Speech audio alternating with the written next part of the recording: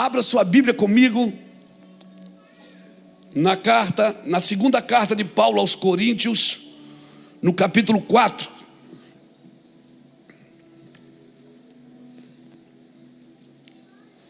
Você que está em casa também acompanhando aí ao vivo, eu aconselho você a fazer anotações. Irmão, eu tenho o hábito de anotar tudo que eu ouço, tudo que eu falo. Quando alguém fala uma coisa que eu nunca ouvi, eu escrevo. E é assim que nós vamos aprendendo. 2 Coríntios capítulo 4.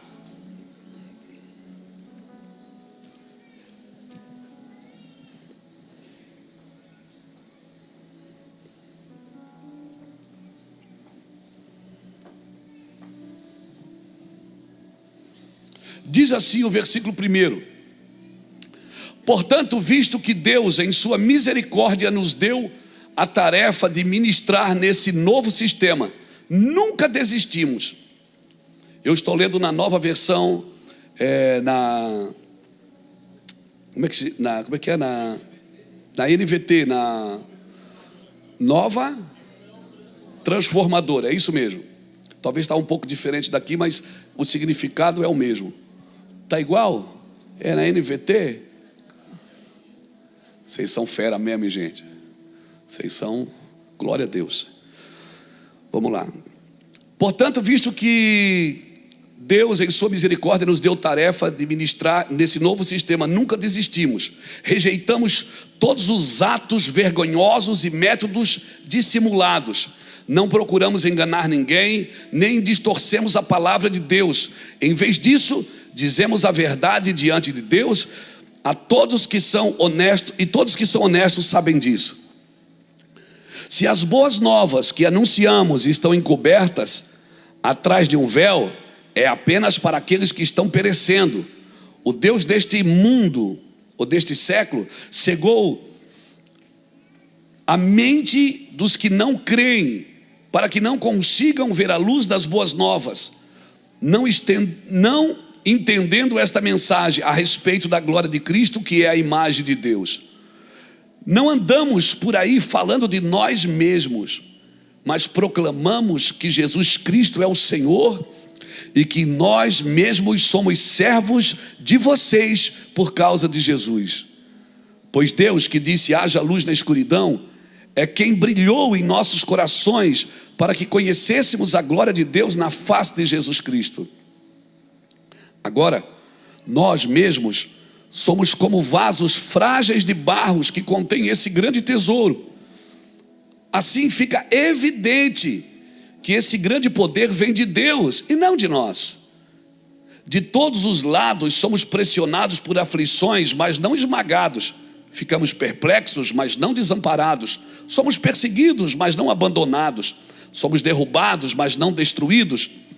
Pelo sofrimento, nosso corpo continua a participar da morte de Jesus, para que a vida de Jesus também se manifeste em nosso corpo.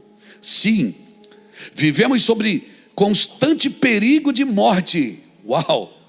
Vivemos, pois, sobre constante perigo de morte, porque servimos a Jesus para que a vida de Jesus se manifeste em nosso corpo mortal.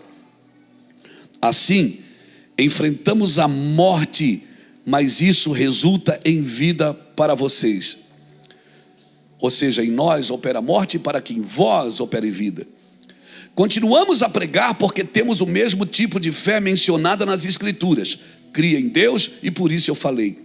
Sabemos que Deus, que ressuscitou o Senhor Jesus, também nos ressuscitará com Jesus e nos apresentará a Ele junto com vocês. Tudo isso é para o bem de vocês. E à medida que a graça alcança mais pessoas, haverá muitas ações de graças e Deus receberá cada vez mais glória. Por isso, nunca desistimos. Ainda que o nosso exterior esteja morrendo, nosso interior está sendo renovado a cada dia. Pois estas aflições pequenas e momentâneas que agora enfrentamos produzem para nós uma glória que pesa mais do que as angústias e durará para sempre. Portanto, não olhamos para aquilo que agora podemos ver. Em vez disso, fixamos os olhos naquilo que não se pode ver, pois as coisas que agora vemos logo passarão, mas as que não podemos ver durarão para sempre. Uau, uau, uau.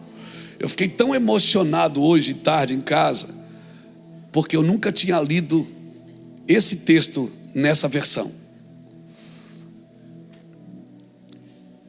Eu uso na minha versão de Bíblia em casa, a contemporânea da vida, acho muito boa também, e a revista corrigida.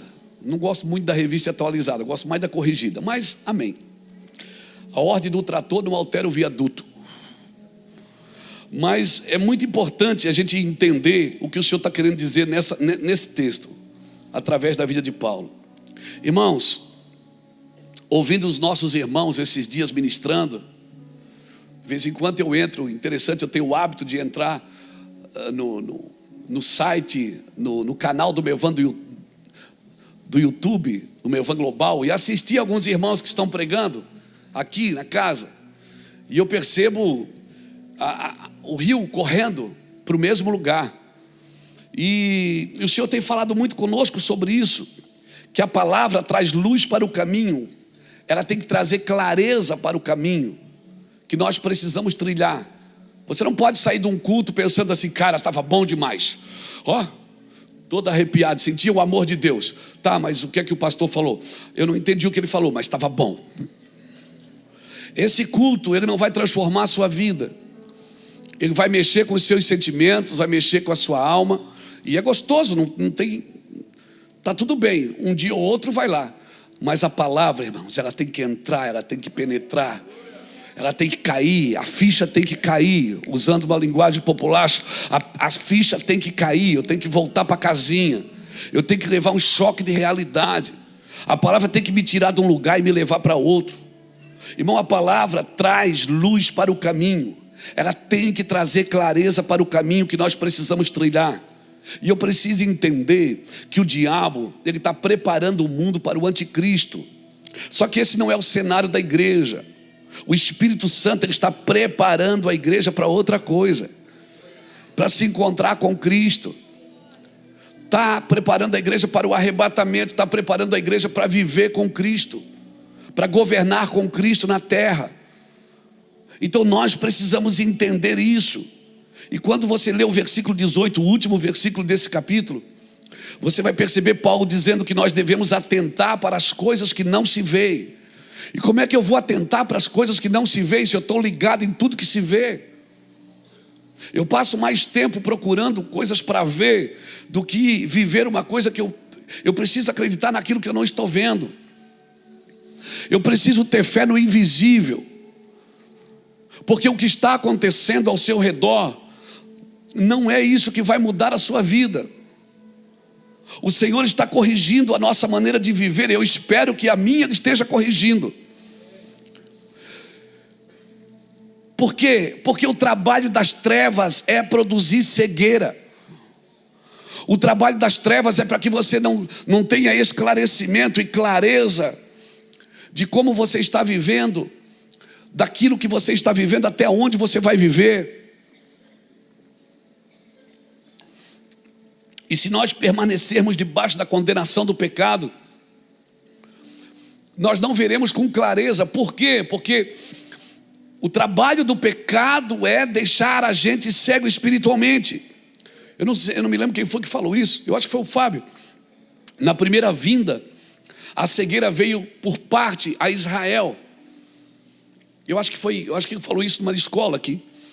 Agora, a cegueira da nova aliança está vindo por parte da igreja. A igreja que deveria labutar por coisas espirituais, ela está labutando por coisas naturais. E ela precisa entender que essa realidade presente não é o cenário que eu e você temos que labutar. Então, nesses dias, nós temos que procurar ver segundo a expectativa eterna, segundo a Bíblia, irmãos. Não é aquilo que está mostrando na televisão, não é aquilo que você quer ver agora. Porque eu vou te falar uma coisa: Se você se atentar só para aquilo que está acontecendo ao seu redor, irmão, põe a mão na cabeça e você diz: cara, não tem mais jeito. Não tem mais jeito, eu vou parar tudo, não tem mais jeito, não dá mais para trabalhar, não dá mais para abrir um comércio. Quem é que vai vender, quem é que vai comprar, quem é que vai ter indústria? Não tem mais, o mundo está perdido. E você tem razão, o mundo está perdido. Por quê? Porque a Bíblia diz que seria assim. Eu só estou querendo tirar você daí, tirar a tua mente desse lugar. E Paulo está dizendo isso, que o diabo tem cegado o entendimento, para que não brilhe sobre vós a luz do Evangelho de Cristo, que é a glória de Deus. Ele ainda diz: nós temos um tesouro no vaso de barro. Irmão, a fé vem pelo ouvir e o ouvir pela palavra. Nós temos um tesouro no vaso de barro, para que fique evidente que o poder é de Deus, para que fique evidente que ninguém aqui, nós somos meros servos de Deus. Amém, irmãos? Amém, irmãos? Se alguém precisa ser aplaudido aqui, é o Senhor, que morreu na cruz e acreditou que a gente poderia levar isso adiante, que deu a sua vida esperando que eu desse a minha. Aleluia, que investiu primeiro. A terra era sem forma e vazia, você já conhece, está lá em Gênesis 1 e 2. A terra era sem forma e vazia, e Deus disse: haja luz, e houve luz. Porque a luz traz ordem em toda desordem. Quer ver uma casa prosperar? Começa a aplicar a Bíblia nela. Quer ver uma escola prosperar? Começa a aplicar a Bíblia nela. Quer ver uma família prosperar e dar certo? Começa a praticar os princípios bíblicos na criação de seus filhos, no seu casamento, na forma de fazer negócios. Irmãos, peraí, pastor, o senhor está dizendo que o senhor usa a Bíblia para tudo? Para tudo. Eu não uso a Bíblia só para vir pregar domingo para você. Eu uso a Bíblia como pai, como marido. Quando um filho questiona alguma coisa, peraí, vamos ver o que diz as Escrituras.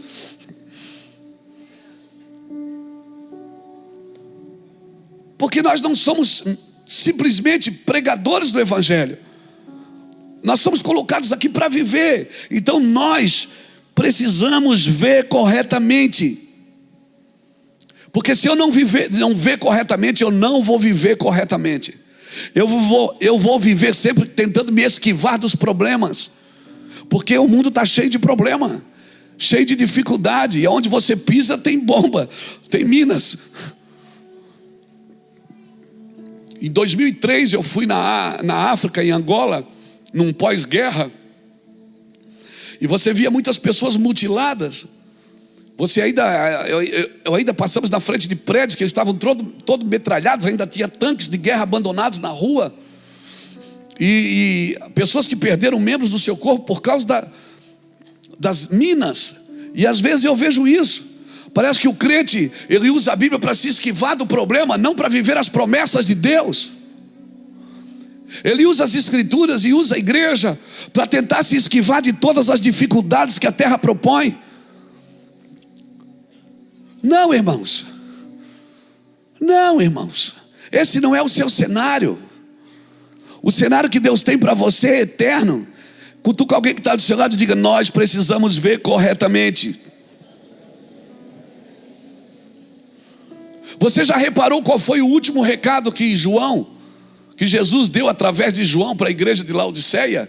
Convém que tu compre colírio para os teus olhos, para que tu veja a vergonha da tua nudez. Apocalipse 3,18. Você precisa tratar seus olhos, colírio para seus olhos, para que você veja. Em outros casos ele estava dizendo: você não está vendo corretamente, porque você pensa que é rica, você pensa que não te falta nada. Mas ele diz: mas você não sabe. Por que você não sabe? Porque você não está vendo.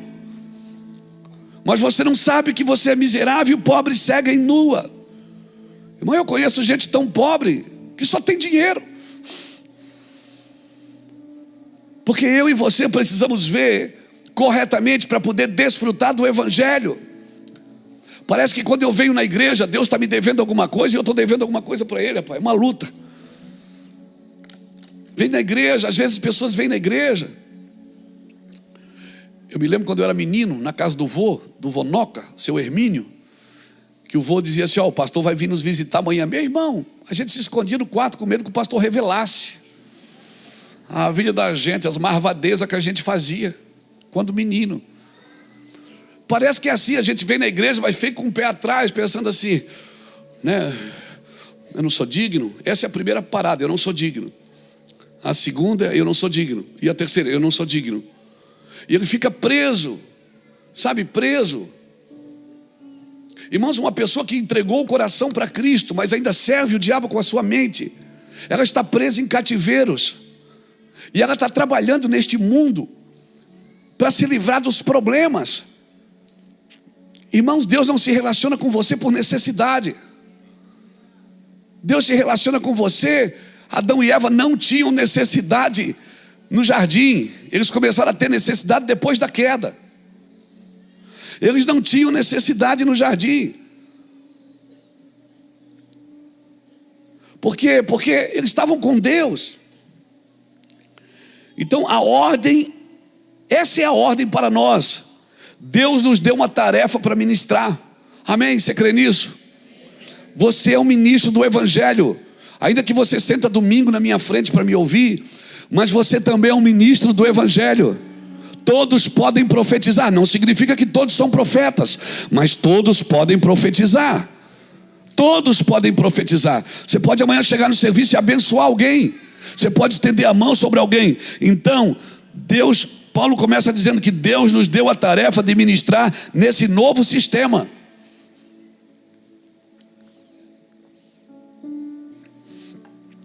Nós nascemos de novo para trazer a nova vida para o lugar que estamos vivendo. Essa é a nova vida que eu tenho para oferecer para as pessoas que me ouvem. Não é o que é que você está lendo, é como é que você faz. Não é ler os mesmos livros. Porque senão a gente chega num restaurante e come o menu, achando que está comendo a comida que está escrito nele. Não, eu preciso ter uma relação com Deus, mas de desfrute também, não só de peso, não só de dívida.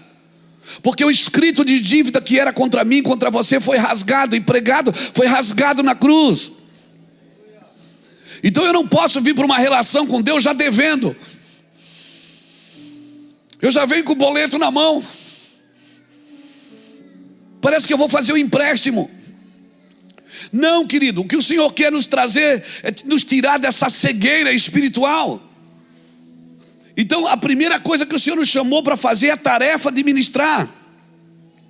E Paulo ele continua dizendo: nunca desistimos, rejeitamos todos os atos vergonhosos e métodos dissimulados. Ou seja, se eu vou fazer isso, eu vou fazer bem feito. Se eu vou pregar o Evangelho, eu vou pregar bem feito. Eu não vou ficar aqui enchendo linguiça. Se é para fazer, eu vou fazer uma coisa bem digna. Eu vou me preparar, eu vou estudar. Ah, mas é para Deus, eu quero cantar, mas é para Deus. Eu quero pregar, mas é para Deus. É para Deus que você devia fazer o melhor. Amém?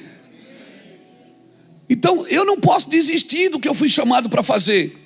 Rejeitando todos os atos vergonhosos e métodos dissimulados. Terceiro, não procuramos enganar ninguém. E como é que você engana alguém? Distorcendo a palavra, irmãos. Distorcendo a palavra. Virou um negócio, me dá, me dá. Quem veio buscar a sua bênção? Quem veio buscar a sua vitória? Parece que as pessoas não são mais confrontadas pelo Evangelho. A palavra de Deus, ela vai confrontando a gente para fazer a gente olhar para dentro, irmãos. Para tirar os seus olhos deste mundo e fazer você olhar para dentro. Porque ainda que o meu homem exterior se corrompa, o meu homem interior se renova a cada dia. Paulo disse: eu sou atribulado aqui fora, mas não sou angustiado. Eu sou perseguido, mas não sou abatido. Sou perplexo, mas não sou desanimado. Levando no meu corpo o morrer de Cristo, para que a vida de Cristo também se manifeste na minha carne mortal. Por isso, ainda que meu homem exterior se desgaste, o meu homem interior se renova a cada dia. Se renova a cada dia. Aleluia. Aqui vai desgastar, irmão. Você pode esticar para onde você quiser, uma hora vai encolher tudo. Mas com o tempo, aqui dentro tem que ficar maior. Aqui dentro tem que ficar mais renovado, mais claro. Amém? Mais claro. Amém, irmãos? Mais claro. Por quê? Porque essa é a vida do Evangelho que Deus tem para você. Outra característica de uma pessoa que nasceu de novo é: nós não andamos por aí falando de nós mesmos, mas proclamamos que Jesus Cristo é o Senhor e nós somos seus servos, servos de vocês por causa de Jesus. Então você vai vendo a característica. Esse texto eu aconselho você a ler em casa e anotar. Anotar características de alguém que nasceu de novo. Não aceita um evangelho qualquer coisa, irmãos. Não aceita. Ah, mas tudo fala de Deus. O diabo também fala de Deus. Muitas religiões nasceram usando a Bíblia. Não aceite aquilo que não confronta, não faz você olhar para dentro. Mas nós precisamos olhar para dentro de nós. Nós somos crentes em Jesus Cristo. Amém? Você está aqui? Amém? O objetivo do evangelho é fazer você olhar para dentro do plano de Deus. E o plano de Deus, aqui fora você não vai ter clareza, você tem que olhar para dentro. E depois mede aquilo que está dentro com aquilo que está fora, para você ver se maior não é aquele que está com você do que aquilo que está no mundo. Meça isso para você ver, dá uma olhada nisso. Então nós não andamos por aí falando de nós mesmos, mas proclamamos que Jesus Cristo é o Senhor e nós somos seus servos. E o vaso é de barro, para quê? Para que fique evidente que o poder é do Senhor, que quem está fazendo isso é o Senhor. Só o Senhor tem a capacidade de fazer isso. Nós não estamos aqui fazendo a obra de Deus, nós estamos fazendo a vontade de Deus. Porque é possível alguém fazer a obra sem fazer a vontade. Já está claro isso? Já está claro? Irmãos, Deus está mudando o menu. A comida agora é a moda da casa. Não é mais nós que vamos escolher o prato.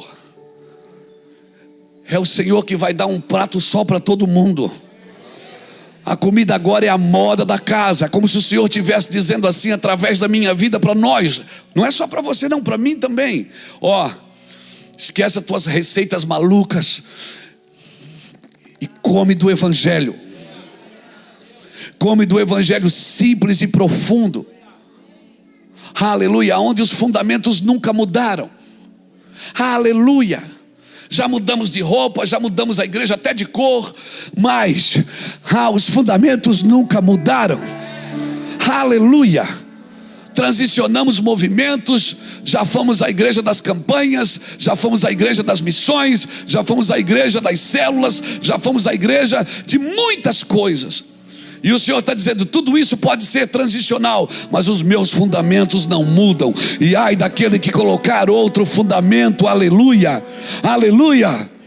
Se o evangelho está deixando o ninho desconfortável, fica porque é de Deus.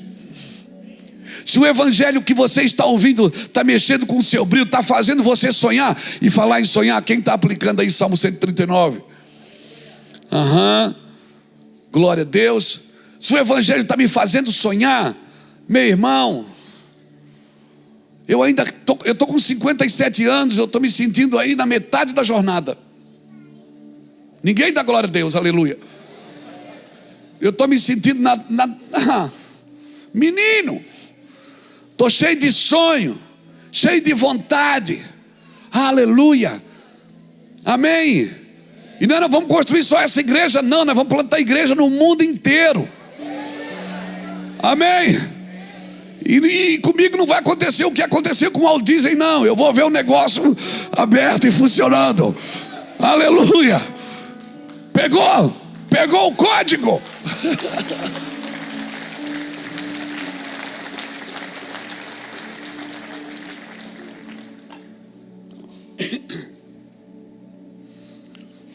Nós vivemos sobre constantes perigos de morte.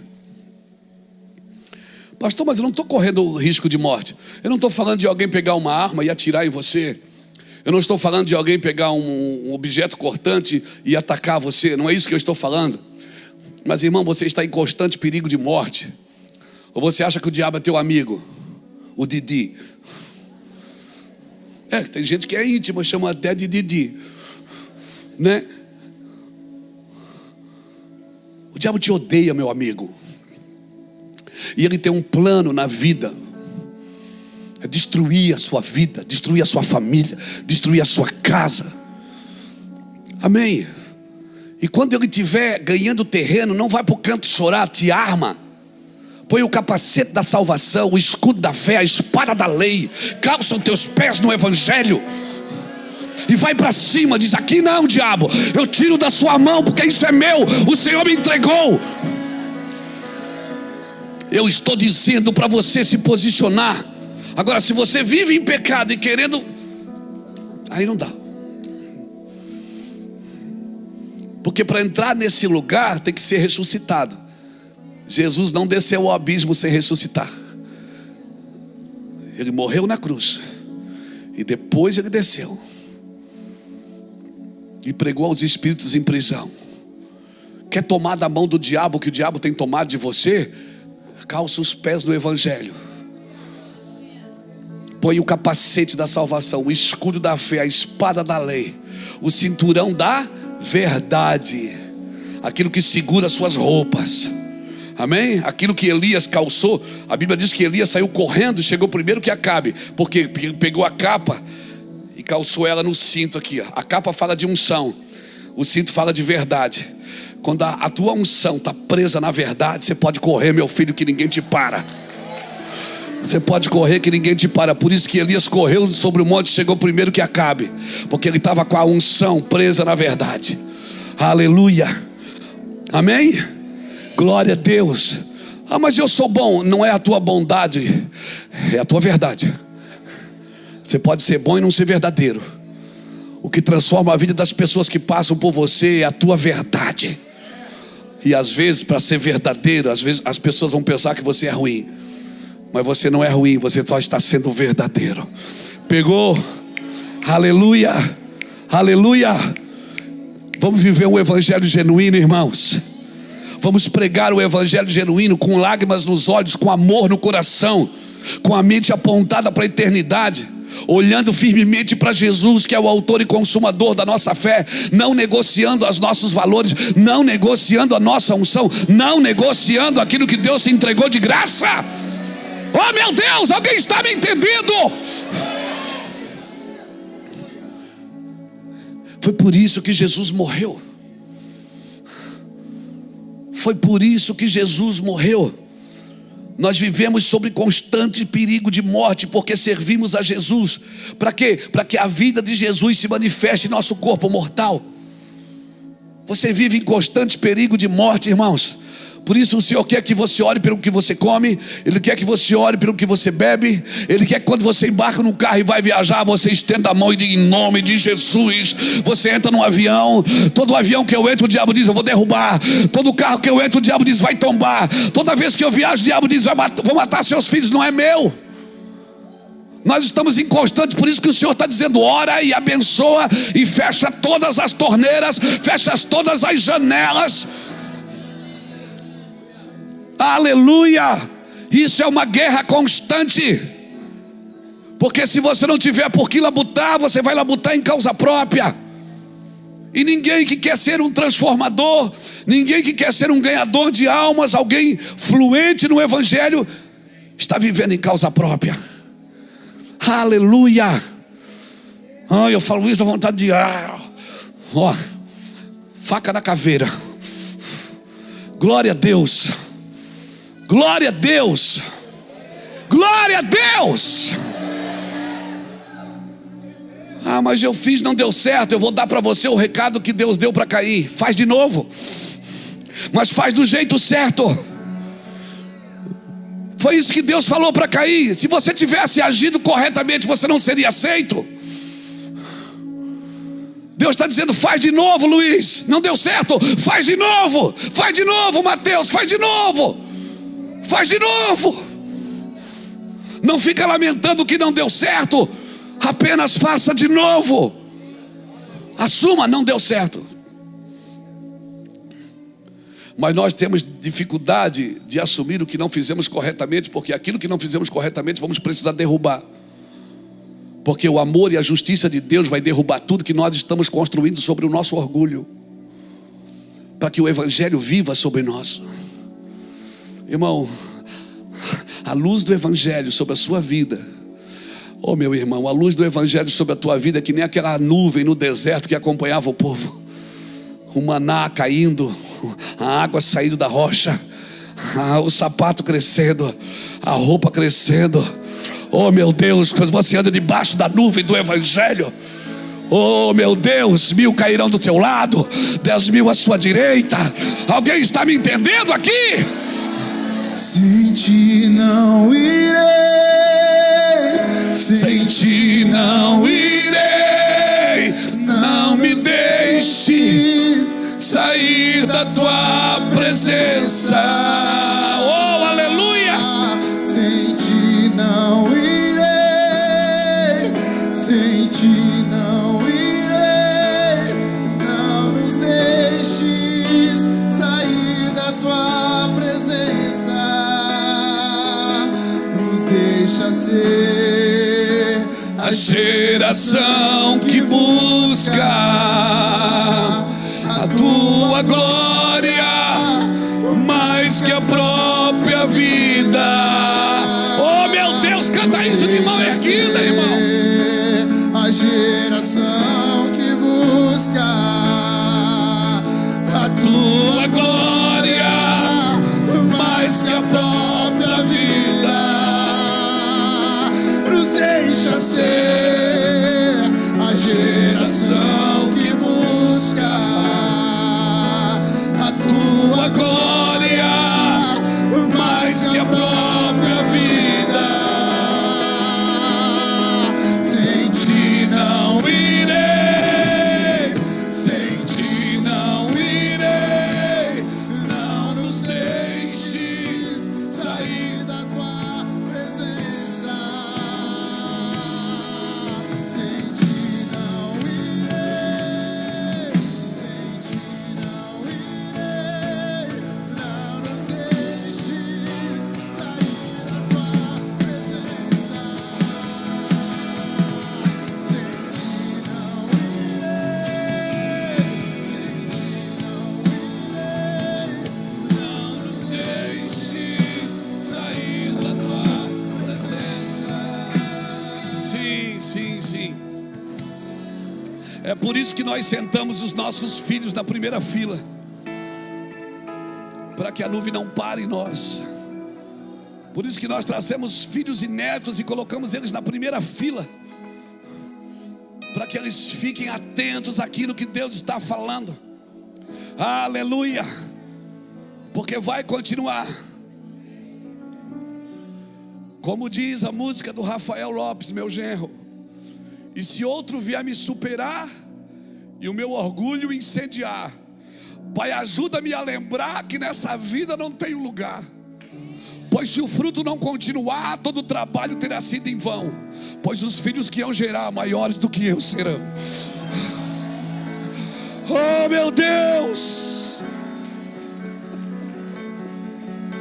maiores do que eu serão. Maiores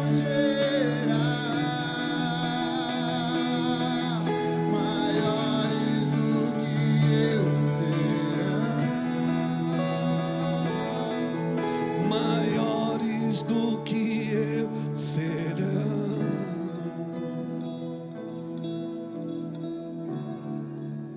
Pois se o fruto não continua, todo o trabalho terá sido em vão. Pois os filhos que eu gerar, maiores do que eu serão. Sim, maiores, muito maiores. Aleluia.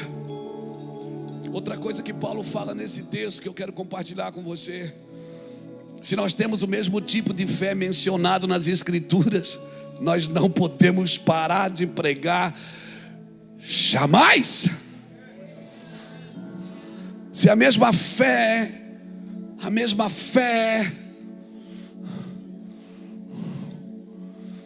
que as Escrituras mencionam, se essa fé que eu vivo Nós não podemos parar de pregar nunca. Porque ainda que o nosso homem exterior esteja morrendo, nosso interior está sendo renovado a cada dia. Pois essas pequenas e momentâneas aflições que agora enfrentamos produzem para nós um eterno peso de glória, mais do que toda angústia que a gente possa viver. Portanto, não olhamos para aquilo que agora podemos ver. Em vez disso, fixamos os olhos naquilo que não se pode ver, porque as coisas que pode se ver são temporárias, passam logo, mas as que não podem se ver são eternas. Você não é o que você está vivendo agora. Ponha isso na sua cabeça. Você não é o que você está vivendo agora. Você é um ser eterno, então não pare, não estacione o carro, não durma sobre a espada. Você não é só isso. Você, olha que eu nem sei pregar motivacionalmente, mas você não é só isso. Você é muito mais do que isso. Então não meça a sua vida por um momento que você está vivendo. O sofrimento, o rancor, a maledicência, o senso crítico, o medo, a insegurança, a rejeição e até mesmo a perseguição, tudo isso pode estar te tirando do foco e do lugar que Deus te colocou. Como assim, pastor? Davi, irmãos, por causa da perseguição, ele saiu do território santo e foi para a terra dos filisteus, e quase que ele não volta mais. Faltou pouco para Davi participar da guerra que matou Saul. Faltou pouco para Davi sair à guerra contra o seu próprio povo. Escute que eu vou falar e entenda no seu espírito. Não guerreie contra o seu próprio povo. Deus teve que criar uma guerra pessoal na casa de Davi, em Ziclag. 2 Samuel, 1 Samuel, 2 Samuel capítulo 30. Deus teve que criar, porque Davi ia para a guerra com os filisteus contra Saul. Naquele dia Saul ia morrer. Já pensou que maldição Davi tinha traído para Israel se ele tivesse participado da guerra que matou Saul? Deus visitou a casa dele, mandou os medianitas sequestrar as esposas de Davi, as esposas dos seus soldados, as crianças, as famílias. E Davi não pôde ir para aquela guerra. Cara, Deus me falou uma coisa tão forte hoje que é até perigoso falar, mas tem que falar. Cuidado, não entre em guerra para destruir seu próprio povo, porque senão Deus vai criar uma guerra dentro da tua casa, para você sair da trincheira contra o teu próprio povo e resolver os teus BO em casa. Isso é sério, irmãos. Deus criou uma guerra. Aquela guerra foi Deus que criou, para não deixar Davi ir com os filisteus. Porque imagina, Davi ia participar da morte de Saul. E você não pode guerrear contra o teu próprio povo. Fala isso para alguém. Você não pode guerrear contra o teu próprio povo.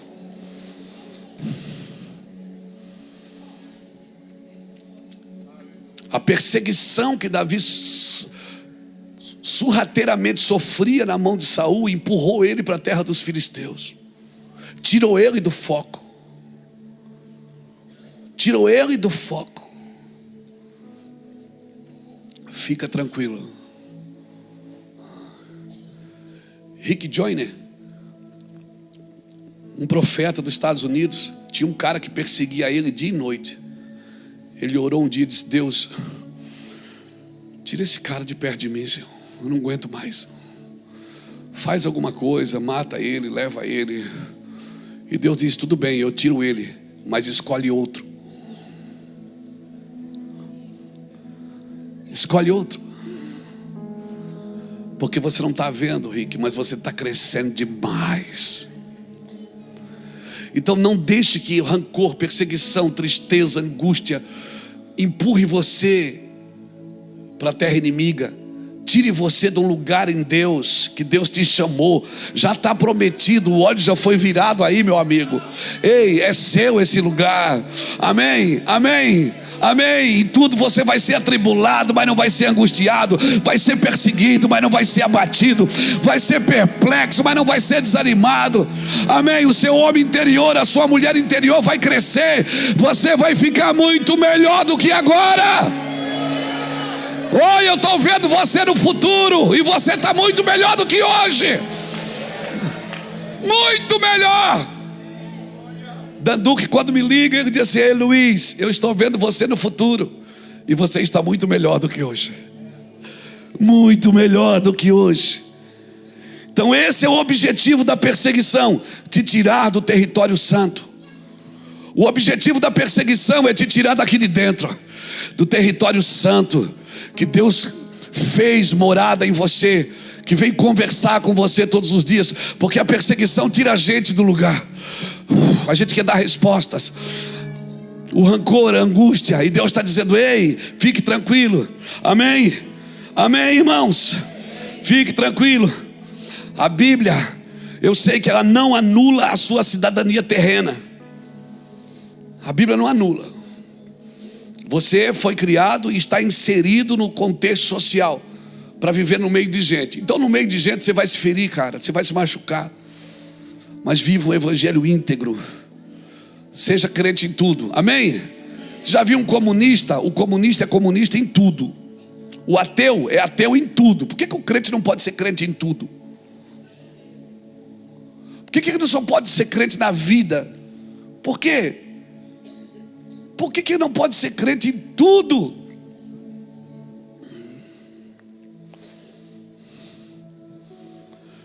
Por que ele tem que fazer algumas coisas para se sentir homem? Às vezes eu vejo os crentes jogando bola, irmãos. No jogo, não sei, parece que tem uma coisa que possui ele.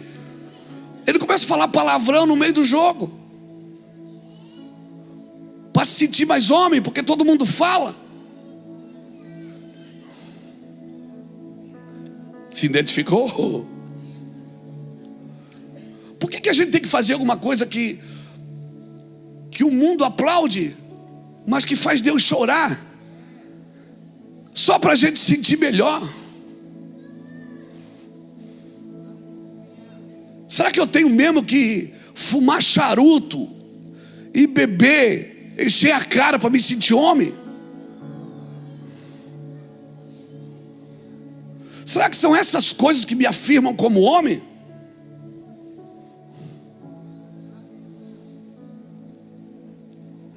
Pegou?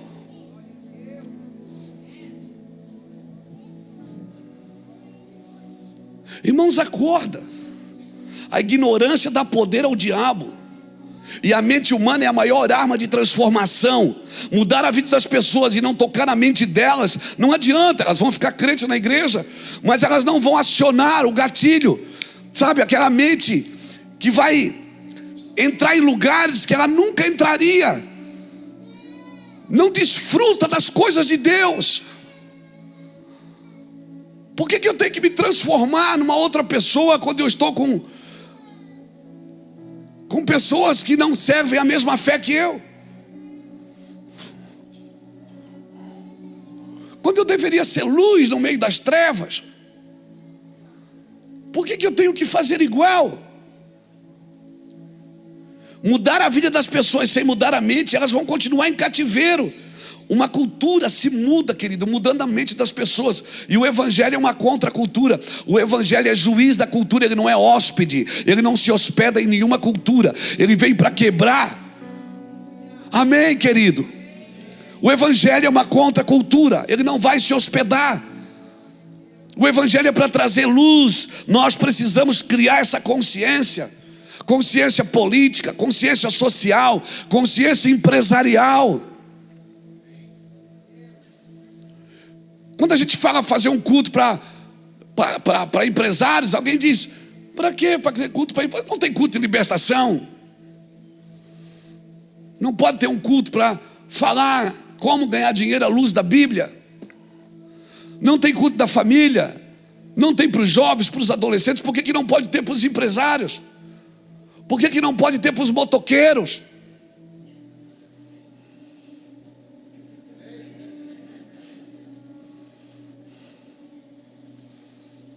Por que não pode ter culto para as pessoas das suas classes sociais? Por quê? Reunindo e dando dicas, porque o Evangelho é para isso, irmãos. Ele traz luz em toda a sociedade, irmãos. A gente não prepara ninguém politicamente. Aí na semana da política quer falar de política, na semana da eleição. Isso era para ser pessoas preparadas. Se preciso for pagar até a faculdade de ciências políticas para elas. Sendo pessoas preparadas para ser os próximos advogados, os próximos juízes. Nós deveríamos pensar com essa cabeça, irmãos. Você está me entendendo, querido? Está sendo claro? Posso continuar? Né? Está acabando. Então nós precisamos nos preparar. A estação, hoje é dia 22? Então mudou a estação hoje, né? Hoje é o último dia do inverno. Hoje é a primavera. É. Com esse calorão. Então a estação mudou. Nós precisamos entender que o verão vem aí. E nós precisamos estar preparados. Você vai ver nos jornais, telejornais, que pessoas vão morrer do calor. Como você vê nos telejornais que pessoas morrem de frio. Agora o verão ou o inverno mata alguém? Não, irmãos. Mata é quando chega a estação, a gente não está preparado para ela. É ou não é? Então nós precisamos nos preparar. O que mata não são as estações, mas a falta de preparo para entrar nessas estações. Então eu preciso estar reconhecendo o lugar que eu estou entrando e me refazendo para viver nesse lugar. E é isso que o Evangelho faz. Nós temos dificuldade de negar aquilo que construímos de uma maneira errada. Eu volto a repetir. Porque não temos coragem às vezes de assumir que aquilo que construímos errado precisa ser demolido. E precisa ser demolido, irmão. Não constrói nada sobre uma estrutura que está errada. Não constrói, vai cair. Em nome do Senhor Jesus Cristo.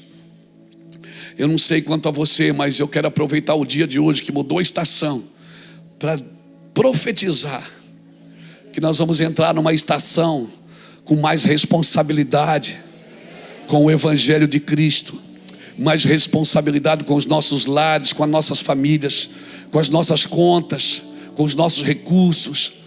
Oh, aleluia, nós precisamos, irmãos, a ordem é essa, a ordem de Deus. Quando eu sei o que eu sou, quando eu conheço a minha origem, eu não vou ter uma mentalidade de sofrimento. Eu sei que as coisas que estão acontecendo aqui fora, elas me afetam, claro, fere, mas eu preciso entender que as coisas que estão acontecendo aqui fora, elas não podem denigrir o que Deus colocou aqui dentro. Eu não vivo por aquilo que está aqui fora. Embora eu estou na terra, vivo no meio da sociedade, sou um ser biológico, sociológico, psicológico, mas eu preciso entender que eu não posso ter uma mentalidade de sofrimento.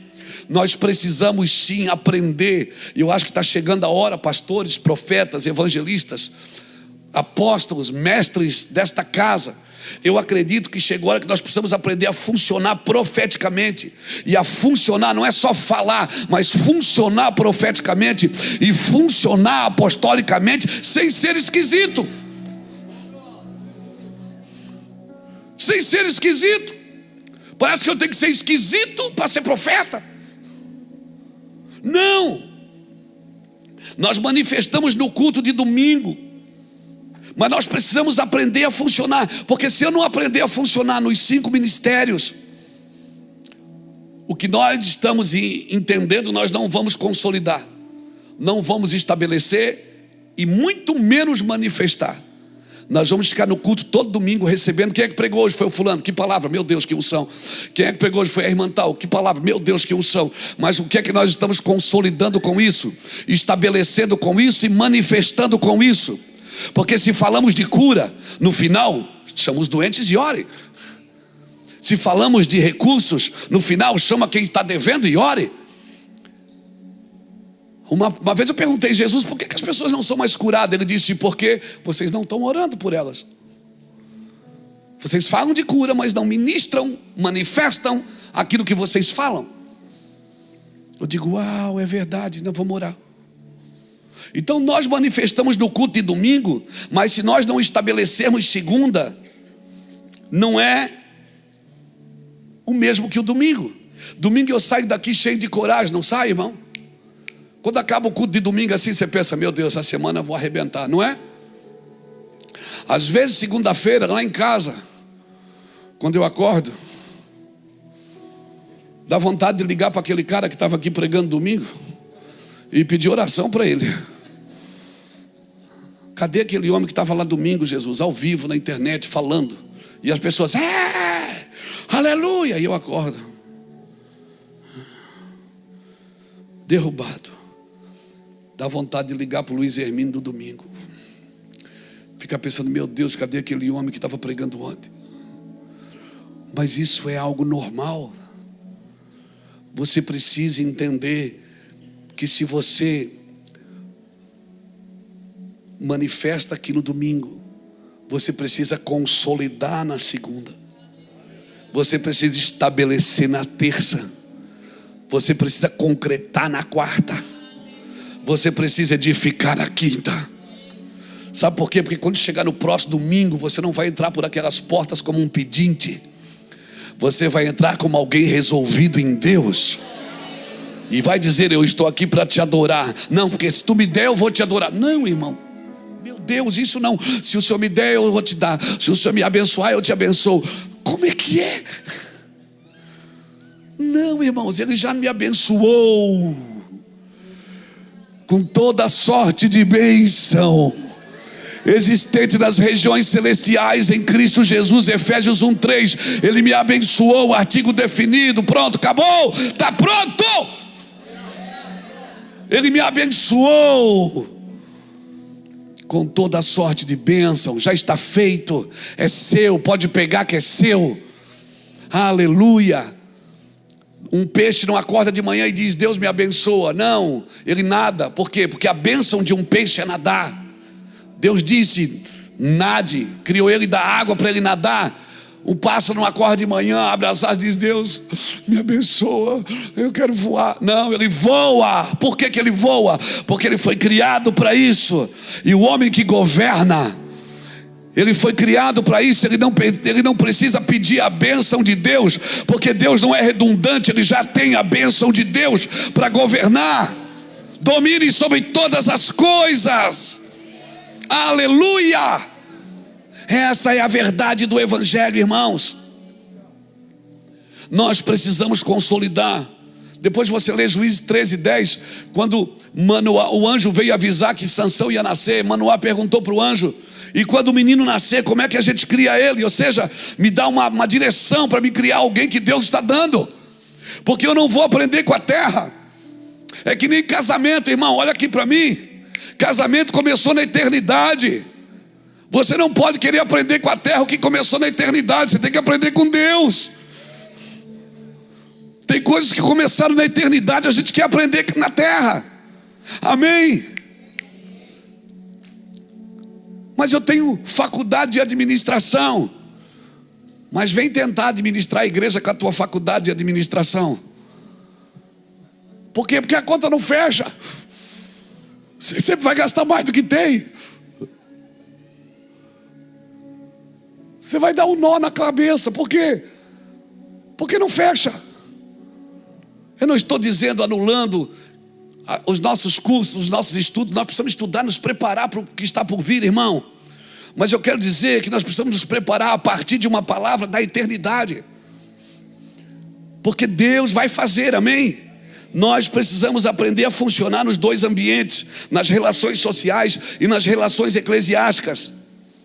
O fato de eu estar sentado num avião não significa que eu sou só um passageiro. Pode sentar alguém do meu lado que vai precisar de uma palavra, de uma diretiva, de uma revelação. Por isso é importante eu andar plugado para entender o que Deus quer de mim com aquela pessoa. Eu posso estar num shopping e não ser um cliente. Você já pensou, já aconteceu isso com você? Eu vou lá. Alguém pergunta, fazer o quê? Não sei, eu só sei que eu tenho que ir. Aí chega lá, as coisas se abrem e você entende o que você foi fazer lá. Já aconteceu isso com você? Por que você não se deixa ser mais usado assim? Deixa Deus te conduzir também. O óbvio é óbvio, e glória a Deus por isso, mas nós precisamos. Agora, quem colocará em ordem tudo isso? Quem vai ajustar as coisas? Quem vai deixar claro? Quem está plugado com Deus, irmãos? Bota aqui para mim Isaías 44, verso 7.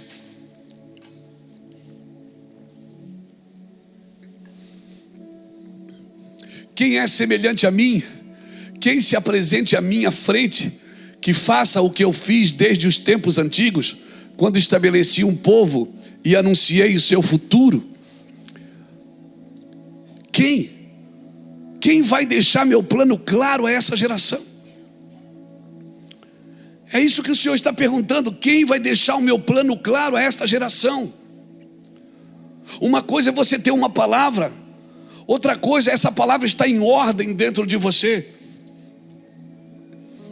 Porque você recebe uma palavra, essa palavra tem que cair, ela tem que marinar, irmão, ela tem que decantar dentro de você. Sabe, ela tem que decantar dentro de você, porque aquilo que Deus está falando, você guarda. Você guarda, às vezes Deus vai falar com você e você não vai nem falar sobre isso com ninguém. Mas no dia certo você sabe que aquilo vai vir para fora. O Senhor está perguntando quem vai anunciar o que houve e o que está por vir. Se eu já estabeleci no céu, eu preciso estabelecer na terra. A minha pergunta é: quem vai querer ser usado para estabelecer essas coisas na terra? Por favor, entenda-me no seu espírito. Me entenda no seu espírito, porque às vezes a gente fala umas coisas que as pessoas pensam, não, peraí, não é para orar mais? Não, não é isso que eu estou dizendo. Mas muitos querem solucionar somente com oração. Como? É só com oração. Quando você tem que solucionar com sabedoria. Tá, mas aí claro, quer sabedoria, faça o quê? Peça a Deus. Aí você tem que orar. Mas muitas pessoas que vão orar não pedem sabedoria, pedem coisas. Elas não pedem para funcionar a partir de uma vontade de Deus, pedem para ter e não para se tornar. Você está me entendendo, irmãos? Então, tem coisas que você não vai resolver na oração. Você ora e não acontece. Aí você diz, o que está acontecendo se eu estou orando? Vai orar e diz, Deus me dá sabedoria para solucionar este BO, este problema. Quem quer sabedoria, peça a Deus, e Deus vai dar. Mas peça sabedoria para resolver. Porque tem coisa que Deus está pedindo para você. Você está pedindo para Deus resolver, Ele vai dizer, eu não vou resolver isso. Quem vai resolver é você com a sabedoria que eu vou te dar. Aleluia. Se Ele já fez, eu preciso viver no que Ele já fez. Eu preciso estabelecer naquilo que Ele já fez. Então eu não busco simplesmente a vontade de Deus. Eu não faço a obra, eu faço a vontade. Mas eu tenho que entender que eu não busco só a vontade. Eu comprovo a vontade quando eu tenho intimidade com Ele. Eu vivo com Ele para comprovar o que Ele está fazendo e dizendo. Se eu comprovo a sua vontade, se eu estabeleço a sua vontade, se Ele se manifesta através de mim, eu posso ter segurança para dizer, Deus vai fazer. Mas eu preciso viver. Porque se eu não consolidar, irmãos, veja bem, João capítulo 4, Jesus vai em Samaria, Ele faz uma revolução em Samaria, não faz? A mulher sai, deixa o cântaro, vai, anuncia a cidade, toda a cidade vem, as pessoas estão ali, meu Deus. Mas alguns anos depois, quem é que governava Samaria? Era Simão o mágico. E ele estava na igreja, ele era diácono. Estava lá ajudando na igreja. Quando ele viu o poder do Espírito Santo na vida de Pedro e João, ele disse, me dá disso, quanto é que custa? Me dá essa unção, quanto é que custa? E ele estava na igreja. Ou seja, o que nós não consolidamos, nós só revolucionamos. Então, infelizmente, irmãos, infelizmente, me entenda no seu espírito, Eu sou pastor de igreja também.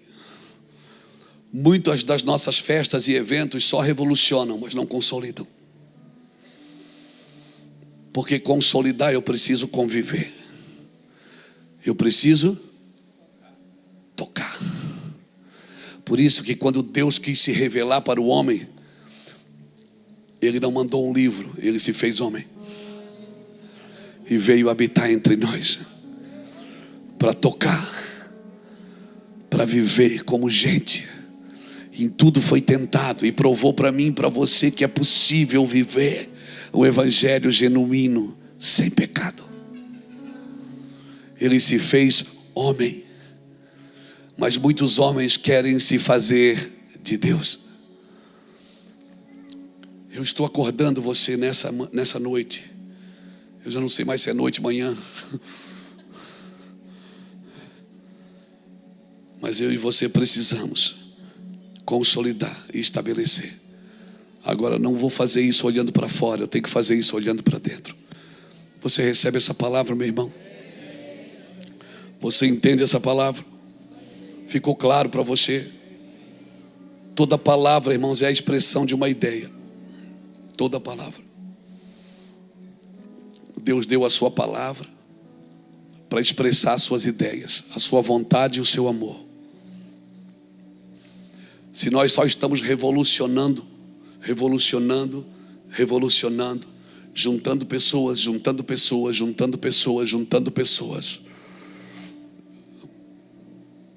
mas isso não está consolidando, irmãos. Deixa eu descer aqui. Se isso não está consolidando, daqui a 5 anos, nós vamos ter uma geração frustrada. Por quê, pastor? Porque esperou um resultado que não veio. Se nós ficarmos ali em cima profetizando, dizendo: Deus vai te dar vitória, Deus vai te abençoar, Deus vai abrir a porta, daqui a 5, não precisa ir longe, talvez 3 anos, nós vamos ter uma geração frustrada na igreja, porque ouviu dos púlpitos uma coisa que Deus não disse. Quando Deus está dizendo: eu te chamei para olhar para o invisível. Viva aqui hoje. Amanhã, quando o relógio despertar, vai trabalhar. Faz a coisa certa. Ganhe dinheiro honestamente. Se puder, tiver sobrando, dá para nós gastar. Mas por favor, presta atenção no invisível. Porque o que se vê é temporário. Até o seu corpo, você está vendo agora, ele é temporário. Mas o que não se vê é eterno. O que se vê vai voltar para a terra, mas o que não se vê vai voltar para Deus. Então preste atenção no que Deus tem com você. E se você sair de um culto confortável demais, você está correndo sérios riscos de alguém estar falando no seu ego e não no seu espírito. Eu vou te falar uma coisa: resultados longos, a longo prazo, gera caráter, alimenta o caráter. Resultados rápidos alimenta o ego. Por isso eu não me impressiono com nada que explode. O que explode, o que nasce grande é monstro. Primeiro a erva, depois a espiga e por último o grão cheio na espiga. Por isso Jesus foi preparado 30 anos para ter só 3 de ministério. Ele foi preparado 30 anos para usar 10% da sua idade. Então guarde o seu coração, meu irmão. O que você está vendo não é o que está realmente acontecendo no mundo espiritual. O mundo espiritual é mais real do que esse aqui que você está vendo. Aleluia. Assim como eu falei do Salmo 139 semana passada, eu ouso dizer para você: vai para casa, dobra o seu joelho antes de dormir e diz: Deus, me mostra o mundo espiritual. Me mostra quem sou eu no Espírito, Jesus. Irmão, sabe por que Ele quer que a gente adore em espírito? Porque no espírito nós somos todos iguais. Ele diz: os meus adoradores adoram o Pai em espírito e em verdade, porque ninguém consegue adorar em verdade se não for pelo Espírito. E no Espírito nós somos todos iguais. Por quê? Porque o Espírito está pronto. Pegue isso no seu espírito, irmãos, e vive essas verdades. Amém? Deus não tem pena de você. Por quê? Porque Ele sabe o que colocou aí dentro. O problema é que você está olhando demais para aquilo que deteriora, para aquilo que destrói, para aquilo que acaba. Tira os olhos das coisas naturais. Por isso que quem é da terra pensa na terra, mas quem é de Deus pensa em Deus. Amém, querido? Comece a treinar. Como é que isso é com treinamento? Isso é com treinamento. Não é aquela oraçãozinha de 10 minutos, não. Isso é treinamento diário. Todo dia você vai se trancar um pouquinho, ligar o som, fechar seus olhos ou não, deitar ou ficar de joelhos e dizer: Deus, treina o meu espírito para entender a tua vontade. Uau! Sabe que de uma coisa você não vai se impressionar com mais nada. Enquanto pessoas estão admirando, irmãos, eu vou te falar uma coisa séria, sem nenhuma ostentação. Eu já fui em mais de 50 países pregar o evangelho. Eu já fui em tantos lugares bonitos. Eu já estive no Taj Mahal na Índia. Já estive nas cataratas do Niágara. Eu já estive no deserto. Eu já estive no gelo. Eu já vi tantas maravilhas da terra. Tantas maravilhas. Quando a Iraci fez 50 anos, nós ganhamos de presente uma semana em Paris. Um casal lá dos Estados Unidos pagou para a gente uma semana em Paris com direito a jantar lá em cima na Torre Eiffel. Quase que eu disse: por que você não me deu dinheiro? Eu abria 2 igrejas. Mas amém, foi bom ir em Paris. Nós já tivemos em tantos lugares da terra, irmão. Tantos lugares, porque tem coisa que só milionário ou missionário vive. Eu não sou milionário, mas eu sou missionário. Nada, eu vou te falar sério, diante de Deus, nada me impressiona. O que me impressiona é estar no meu quarto, com a luz apagada. Quando chega assim, aquilo entra. Aquilo pega você pela espinha assim, vai entrando na espinha, na coluna assim, pega aqui você aqui por dentro assim, você parece que vai levantar do chão e vai levitar. E aí Ele começa a falar coisas que você sabe que você não ouviria em outro lugar. Isso é impressionante. O meu sonho é vê-lo, e eu vou vê-lo. Eu tenho um sonho, Mateus, é vê-lo, Beto. E eu vou vê-lo, eu vou saber que é Ele. Porque quando Ele estender as mãos furadas, eu vou saber que é Ele. Se tem um desejo, qual é o seu desejo? É vê-lo. Eu desejo conhecê-lo. Conhecer a comunhão dos seus sofrimentos e o poder da sua ressurreição. Ele está aqui, irmãos. Ele está aqui. Isso é impressionante. Levante suas mãos. Choria calamandara lavassora lavassora lavassora. Do Jesus e do meu coração, como eu amo Chacatoria lamandara lavassora la. Seria lavacara lavassora lavacara lavassora. Ei, que amando remia vassoura la e do meu coração. Socatarra la lavassoria la lavassoria. Levante as suas mãos, feche um pouco os seus olhos. Se você tem coragem, entre pelo novo e vivo caminho, pelo sangue da nova aliança. Entre, está aberto. Entre, o lugar é para você, o lugar é seu. Você foi comprado por bom preço. Ramando rebia vassoria la lavacara la lavassora. Ei, Jesus. Ei, tem um lugar aqui na frente para você. Seria calala basora la la la la la la la la.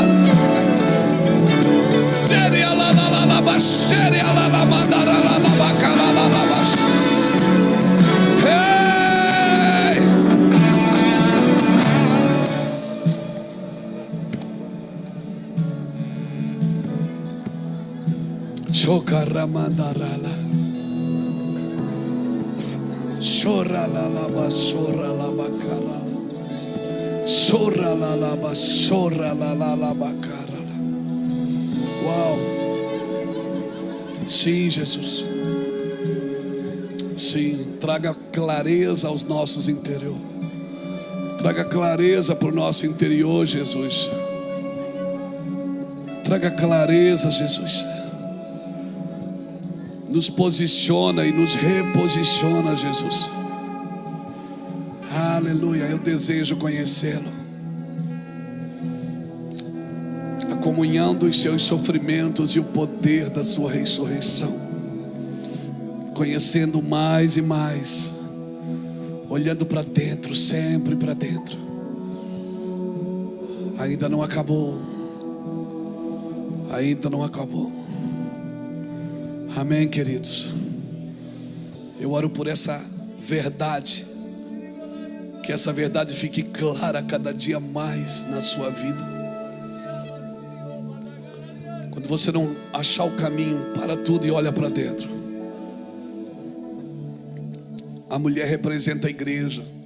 E aquela mulher perdeu a dracma onde? Dentro de casa. Não perca nada aqui dentro. As coisas aqui fora podem acontecer, mas aqui dentro, guarde a sua integridade, guarde a sua vida. Sabe, quando a mulher perdeu a dracma, ela tinha mais 9. Ela poderia continuar com as 9. Ela perdeu uma moedinha tão pequena. Mas as pequenas coisas que você perde dentro de casa vão representar as grandes coisas que você vai perder fora de casa. As pequenas coisas que você perde aqui dentro, elas vão apontar para as grandes coisas que você vai perder aqui fora.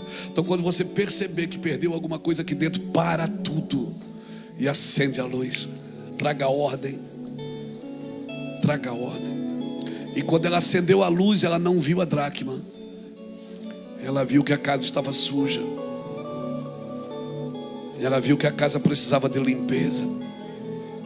A luz é para fazer isso. Para você mesmo pegar a vassoura. Você mesmo. Vou dizer, isso aqui nunca mais.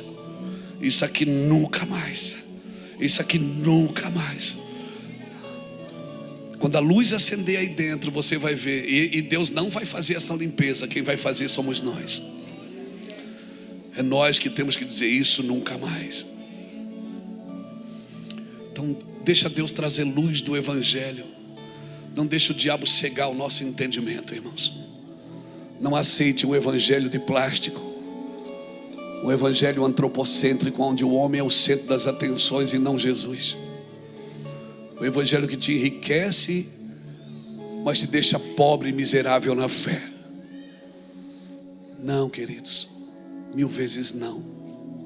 Vamos continuar de passo em passo, de glória em glória, crescendo no tempo de Deus. Pai, eu oro para que o Senhor traga luz de entendimento sobre nós, mais e mais, Senhor. Que a nossa vida cresça de acordo com a Tua vontade, na Tua medida. Não me dá de menos, para que em necessidade eu me levante contra Ti. E não dá demais, Senhor Deus, para que na minha fartura eu Te esqueça. Me dá aquilo que nós necessitamos ter e fazer. Jesus, guarda os nossos corações, ministra as Tuas verdades em nós. Obrigado por estar aqui conosco. Amém. Fica de pé comigo, vamos terminar.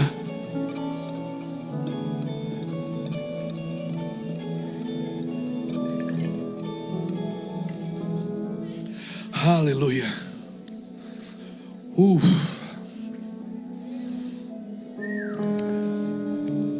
Domingo que vem eu continuo.